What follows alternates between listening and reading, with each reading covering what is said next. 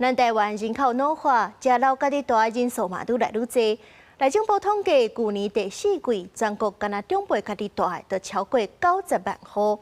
另外，這60歲以上，也閣有咧派厝的貸款的。去年12月是有25萬2000多人。安尼甲算起來，全國派厝貸的平均8個人，都有一個超過60歲。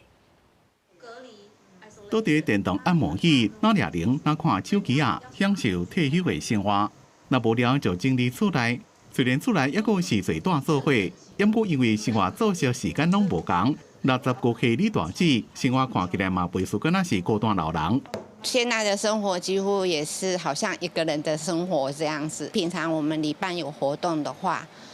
只要需要，我一定會去支援里長那邊辦活動。一定要出來到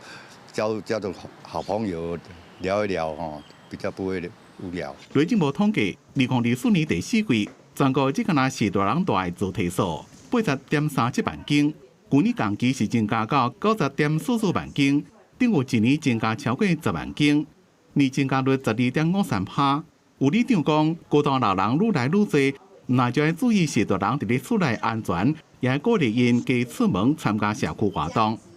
孤獨的長輩，我們通常第一個會想到說，他可能是健康照顧的問題，一整天下來，可能除了到社區裡面來活動之外，他找不到可以講話的對象。廉政中心統計，2016年12月，超過60歲厝抑閣有貸款的，迄當陣是20.04萬人，去年同期已經增加到25.23萬人，受信金額自0.63兆，已經超過1.03兆，平均利率是自2.01%增加到2.43%。